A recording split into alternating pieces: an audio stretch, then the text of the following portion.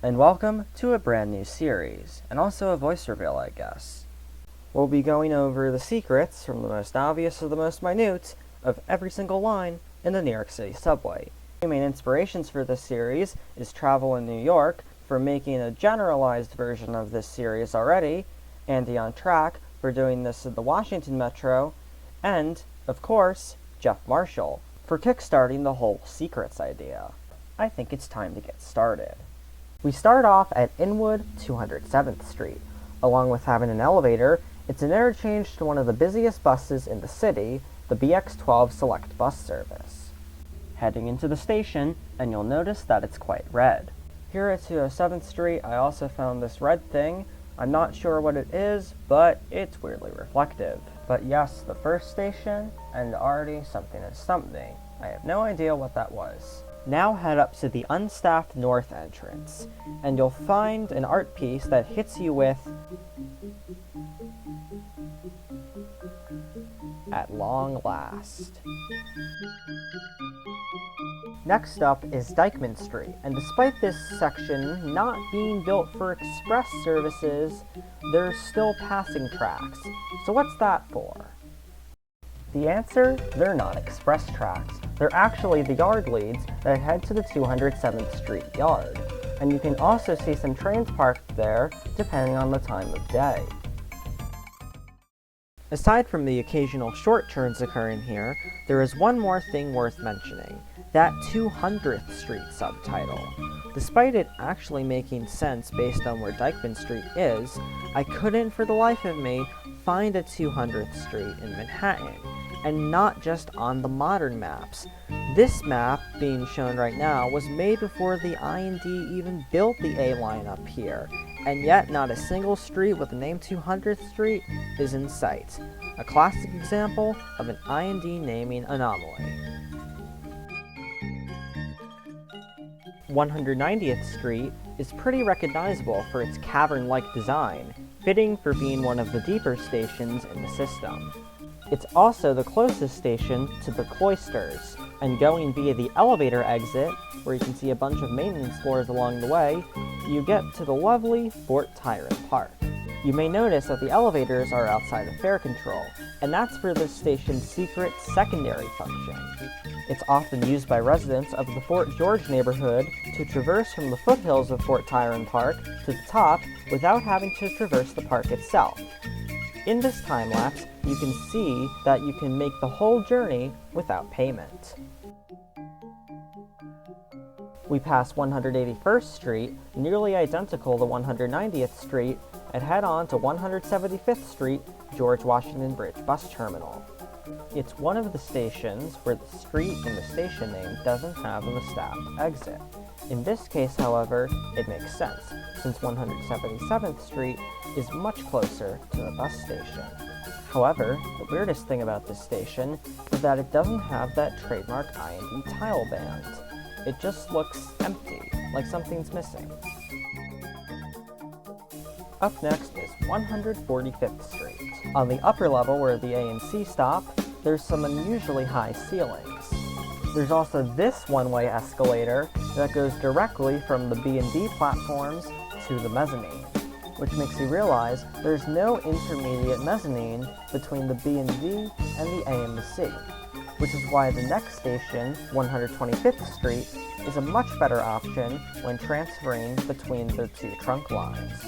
I'd also rather it anyways, because 125th Street probably has one of the most unique floors in the entire system. For once, it's not a boring gray tile. Back on the subject of transferring, you can see that the most you ever need to do is just walk upstairs, cross over, and walk back down. And when you take an express train south from 125th Street, make sure you're committed to it, because you're about to enter the longest express run in all of New York City. It's 3.5 miles without a single stop.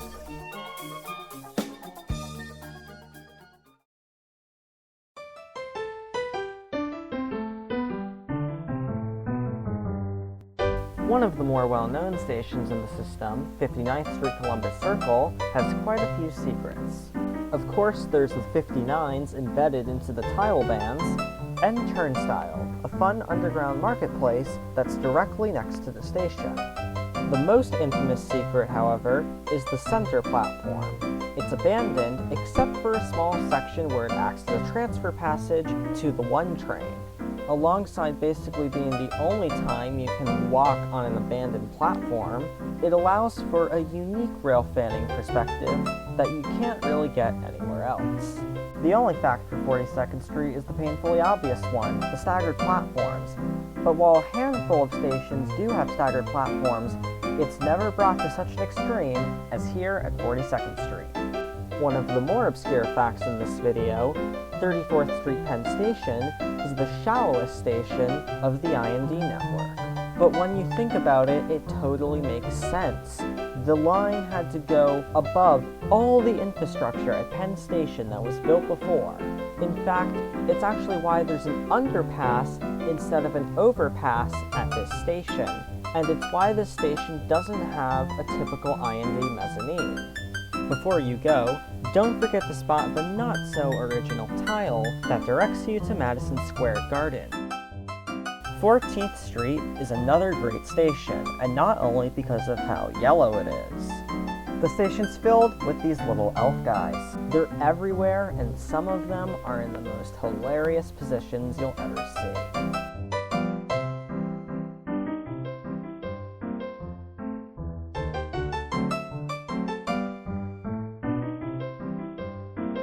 Hey look, someone gave this one a MetroCard.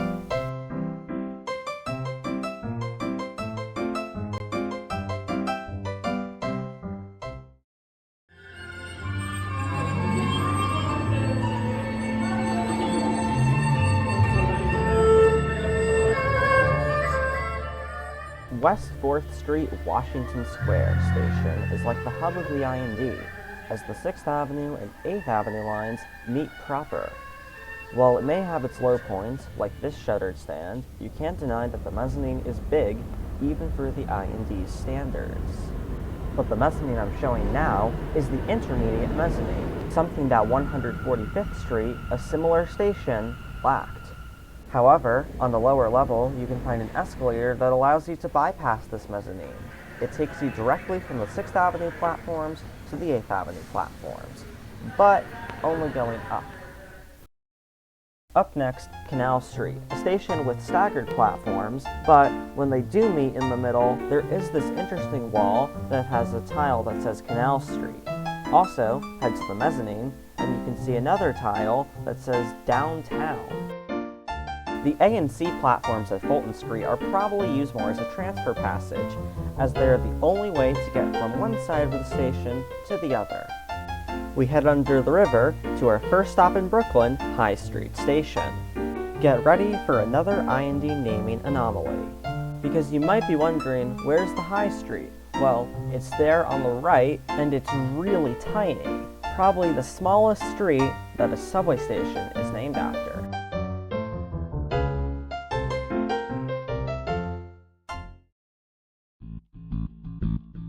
We head on to J Street Metrotech Station, which has a convenient cross-platform transfer with the F train. However, when the transfer to the R train opened in 2010, new colored tactile strips were introduced to this station. And our next stop, Hoyt-Schermerhorn Streets. It's easy to spot the abandoned platforms, even if some parts of them were covered up recently. However, you can still spot some old signage, and it's also pretty funny seeing a sign that says wrong side, do not open, just in case the conductors were confused. Before you go, some parts of the abandoned platform have advertising for the Transit Museum, which when you know that the outer tracks lead to the Transit Museum is pretty funny. But I guess it's also because it's the closest station anyways. We barrel down the Fulton Street line and into our next stop, Nostrand Avenue. It's an interesting layout with the express tracks being on the upper level and the local tracks being on the lower level.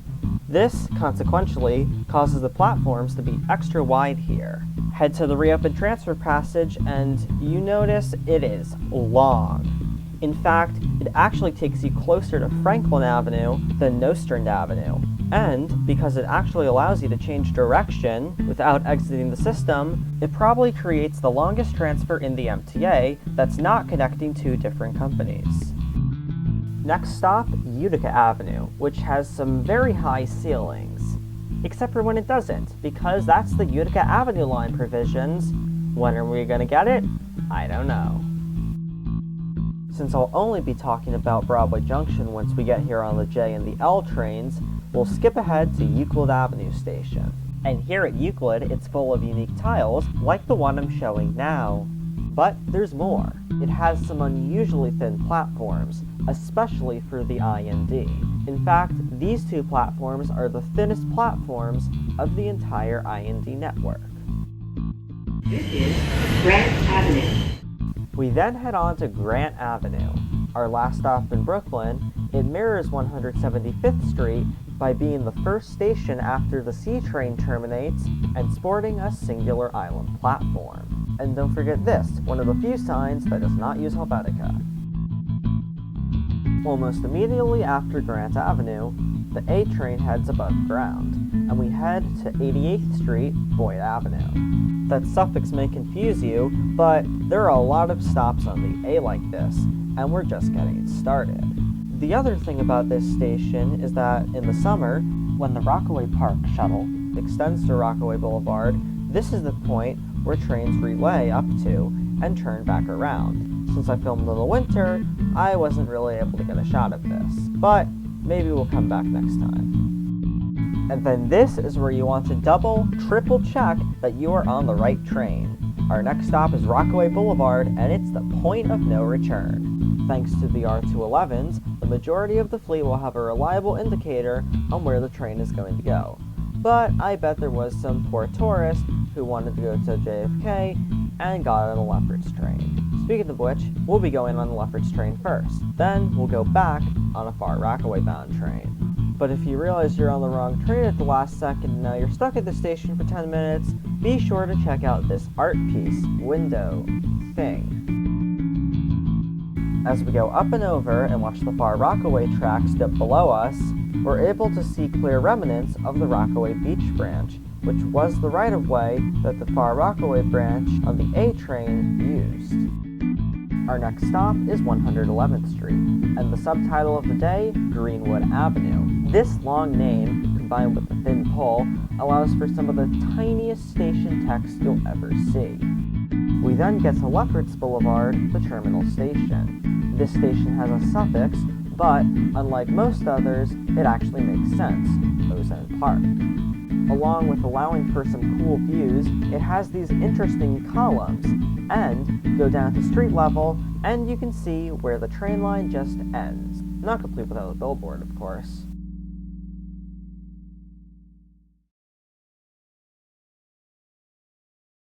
The next stop is Aqueduct Racetrack. We all know that it's a one-way station with only northbound trains stopping, but it also has one of the widest platforms in the system. And then Aqueduct North Conduit, which is the only station to have a street name without the actual suffix. Additionally, it's probably one of the most overgrown stations in the system. The platforms also used to be longer, another bit of evidence that this used to be a Long Island Railroad station. And welcome to Howard Beach JFK Airport Station. It's one of the most modern stations in the system. It's also up with Jamaica, for where you'll see the most suitcases. Once you leave Howard Beach, we go into the longest distance between any two stations in the system, even longer than 125th Street to 59th Street. It's known as the Rockaway Flats, and personally, I think it's one of the most beautiful and unique rides in the system. So, why not show the best parts of it? We first start by going right beside 104th Street in Hamilton Beach. It's a really interesting neighborhood, considering the fact that most streets are dead ends.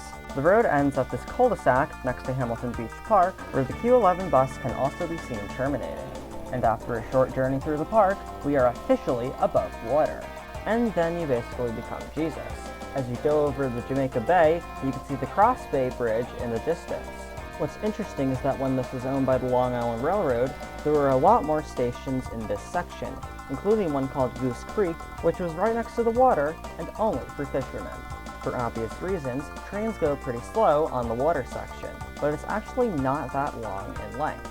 The longest part is the actual Rockaway Flats. The reason behind this name is pretty obvious when you see it, but the most notable part of the flats are the speeds the trains go to. You'll never get speed like this in many other parts of the system.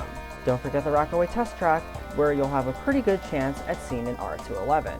But sometimes you'll see something more interesting, like an R142, for example. And after all that, we get to Broad Channel. It's a bit of a debate whether this is the least used station in the system, because although it is by number of exits, there are all those passengers that are transferring to the Rockaway Park Shuttle. But ultimately, it only got a little under 50,000 passengers in the year of 2022. As we leave Broad Channel, we see a lot of the docks of the seaside homes, and it makes for a nice view. This section of track is also pretty long, and it's also as nice as the Rockaway Flats. Immediately, we are back above the water. After an island that's actually known as the Subway Islands, we head above the water for the last time. We head over the South Channel Bridge, which you probably know from those service changes, where it's opening for marine traffic. But yes, it is a drawbridge, and the only one in the system. We touch down on land and head into a flying junction, where the Rockaway Park shuttle tracks split off. But soon enough, we merge with a single track that connects the two sides of the peninsula. And this junction as a whole is called Hamels Y. Just like on the mainland, the stations have subnames in this section, though most of them don't make sense. But Beach 67th Street, which originally also had a nonsensical name, had its rename in 2010, and the subname, instead of Gaston, is now Arvern by the Sea, a much nicer sounding name. While Broad Channel and the west half of the Rockaways is known for their least used stations, you might wonder what the least used station on the eastern part of the Rockaways is. Well, it's Beach 44th Street. Another note on Beach 44th Street, when it was part of the Long Island Railroad, it actually opened later than most stations, opening in the 1920s instead of the 1890s. We pass an area which is kind of ugly, and we get to Beach 36th Street, Edgemere. Not counting Arvern by the Sea, the station subtitle, for once, refers to the present-day neighborhood around it.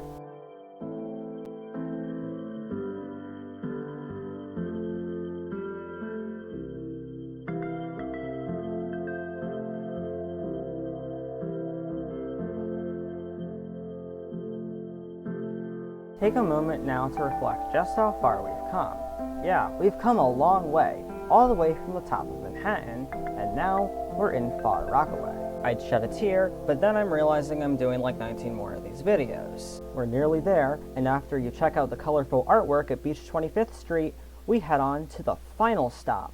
For real this time.